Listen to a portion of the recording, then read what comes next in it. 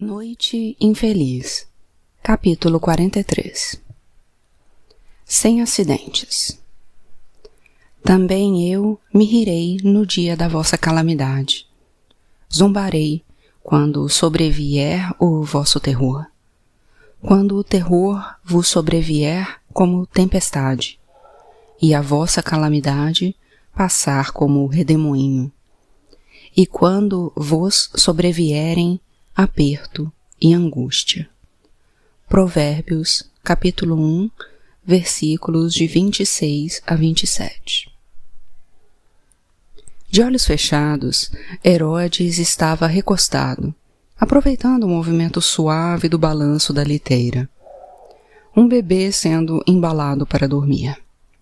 Estava a caminho do Palácio de Verão, um de seus locais de descanso favoritos, às margens do Mediterrâneo, onde a brisa da praia carregava a névoa fria das ondas se quebrando, e as canções das aves marinhas acalmavam os nervos de qualquer um que tivesse se aventurado na cova do leão, em Jerusalém. E embora ainda não pudesse ouvir as ondas batendo nas rochas costeiras, Herodes sabia que estavam perto, pois já sentia a maresia, e inspirou tudo, saboreando-a. Talvez fosse o cheiro mais doce que já tinha sentido. Estava tudo certo com o mundo. Em algum lugar do outro lado de sua liteira, de cortinas cor de vinho, o preso estava sendo arrastado nu pelo deserto, humilhado e sangrando. Os soldados romanos haviam mijado nele enquanto seu corpo era arrastado pela areia e por grama seca. Estava também sendo alvejado com pedras e insultos. Logo seria submetido ao sofrimento mais inimaginável que o império podia invocar, antes de ser exilado para o deserto da morte. O fantasma da Antioquia passaria a ser apenas um fantasma. E isso era bom. Sem seu protetor, os outros fugitivos logo seriam capturados. E isso também era bom. Mas não tão bom quanto o que acontecia dentro da liteira de Herodes.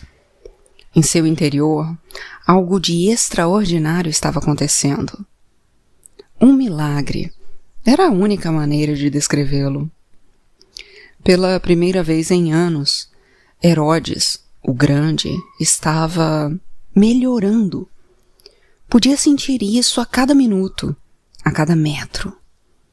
As lesões ulceradas de sua pele, suas velhas conhecidas crostas ensanguentadas e cheias de pus, diminuíam com velocidade incomum, e sua pele começara a ter a palidez doentia substituída por um saudável tom bronzeado. A audição melhorara. Os músculos estavam mais fortes, o cabelo já tinha uma tonalidade mais escura, os dentes estavam um tom mais brancos e a mente um tanto mais aguçada. Sua visão, anuviada por tanto tempo, estava de repente tão clara e úmida como no dia em que assumira o trono. Eu estava cego, mas agora vejo. Era um milagre. Mas não um milagre de um Deus qualquer. Era a magia dos homens, libertando-o do cárcere privado da natureza. Era mais do que um milagre. Era uma confirmação de tudo em que Herodes acreditava. Uma confirmação de que o tempo dos velhos mitos e dos deuses antigos estava no fim. De que o novo mundo era um lugar onde os milagres seriam realizados pelos homens. Um mundo no qual não havia mais necessidade de deuses. De volta ao acampamento romano, Herodes se apresentara ao feiticeiro com uma proposta simples, uma que tinha surgido em sua cabeça como em um sonho. Sua decisão de envolver Roma em seus problemas domésticos tinha se transformado em um desastre. Mas em toda crise existe uma oportunidade. E mais uma vez, a mente de Herodes havia revelado o forro de prata nas nuvens ao redor dele. Teve o cuidado de fazer sua proposta longe dos ouvidos ávidos de Pôncio Pilatos. Até onde sabia, aquele fiel comandante romano não iria gostar do que Herodes tinha a dizer. Sem sua equipe habitual de cortesãos e guardas, Herodes entrou na tenda grande e exuberante do feiticeiro. Lá, encontrou o sacerdote da sombra sozinho, em suas roupas de dormir, sentado de costas para a entrada da tenda iluminada pelas lamparinas de óleo e empenhado no ato muito pouco mágico de encher a pança de cordeiro cozido. Augusto não gosta de você, começou Herodes. O feiticeiro parou no meio da garrafa. Ele limpou a boca e se virou para Herodes. Bem devagar. Isso. Tenha o cuidado de se virar bem devagar, pois eu peguei você sendo humano, e você precisa reestabelecer sua aura mística. Não o leve a mal, disse Herodes, quando o feiticeiro completou sua volta lenta e mística. Ele também não gosta de mim. Ele entrou completamente na tenda e deixou a cortina se fechar atrás de si. Não estou dizendo que seja culpa dele. Vamos deixar isso bem claro. Não é fácil para um homem poderoso confiar em outras pessoas. Até eu posso ser muito autoconfiante, às vezes, bastante teimoso. Faz parte de ser um líder. Mas os romanos têm um dom especial para se acreditar superiores a todos os homens. Olhe só para os seus mitos. Mesmo os seus deuses não conseguem deixar de se apaixonar por eles e se acasalar com eles. É detestável. Ele deu mais um passo à frente, esperando poder avaliar melhor a expressão do feiticeiro através de seus olhos anuviados. Mas não havia expressão a avaliar. O outro manteve-se impassível e cauteloso. Sabe quem eu sou? Perguntou Herodes. O feiticeiro deu um aceno lento e quase imperceptível de cabeça. Então você sabe o quanto eu tenho a perder por dizer o que estou dizendo. O feiticeiro o estudou por um momento e depois deu outro aceno ainda menor. Herodes sorriu e se sentou, com cuidado redobrado para se manter firme desta vez. Sem demonstrar sinais de fraqueza, agora não. Ele sabia como falar com esses místicos. Por fora, eles usavam sua piedade como uma coroa, evitando os prazeres triviais da vida terrena e cultivando um ar de mistério em torno de si. Veja esse feiticeiro, por exemplo. Ele não falava, não por alguma doença ou por não ter língua, mas para manter a aura que criara em torno de si próprio. Sim, havia toda essa baboseira sobre antigos votos de silêncio e manter a voz pura para os feiticeiros e coisas assim. Mas, realmente, ser um místico não era diferente de ser um rei. Quanto mais poderoso as pessoas acreditavam que você era, mais poderoso você era. E este pequeno truque funcionava, porque a maioria dos homens era fraca de espírito. A maioria dos homens eram ovelhas. Mas não Herodes. Sim, o feiticeiro conhecia alguns truques. Sim, ao que parece, ele era capaz de torcer as regras da natureza de acordo com a sua vontade. E isso tem seu valor. Mas, no final das contas, ele era um homem. E homens eram homens. Eles partilhavam das mesmas fraquezas e desejos, quer usassem vestes de reis, camponeses ou sacerdotes. Você e eu, disse Herodes, nós somos homens de que o mundo já não necessita. Ele esperou por uma reação, uma sobrancelha erguida, um olhar de perplexidade, qualquer coisa, mas o feiticeiro não se manifestou. O mundo não se preocupa mais com a magia, continuou ele. Não se preocupa com sacerdotes ou velhos reis murchos e seus pequenos reinos. Tudo o que lhe interessa é Roma e seu imperador. O mundo existe para servi-lo. Nós existimos para servi-lo. E desde que o façamos, qualquer poder que tivermos pertencerá a ele. Não havia como voltar atrás agora. Estava no terreno da traição. Sozinhos, continuou Herodes, nós dois não somos nada. Eu, um rei que viveu por 2 Césares, que governou meu pequeno reino com a permissão de Roma. Você, um feiticeiro que é mantido trancado porque é uma arma. Usado apenas quando Augusto precisa se proteger de seus inimigos. Mas nenhum de nós nunca teve autorização para testar os limites dos nossos poderes. E certamente nunca nos permitiriam usá-los em benefício próprio. Não, tal coisa seria uma ameaça ao próprio poder do imperador. Sozinhos, um rei e um feiticeiro não são nada comparados a Roma. Mas juntos, é agora. Faça-o enxergar, faça-o compreender quão glorioso poderia ser. Meu reino? Seus talentos? Juntos, podemos construir algo glorioso. Uma força que poderia desafiar Roma. Talvez até se tornar o novo império do Oriente. Um império governado por 2 reis. Você e eu, lado a lado. Augusto pode não gostar de você, mas eu gosto. Ele teme o seu poder, e eu o recebo de braços abertos. Ele continuou o discurso, lisonjeando a maestria do feiticeiro no uso dos elementos, prometendo-lhe coisas que todos os homens queriam: poder, riqueza, sexo e ainda, acima de tudo, reconhecimento. A chance de sair da sombra do imperador e dos véus do sigilo e da piedade.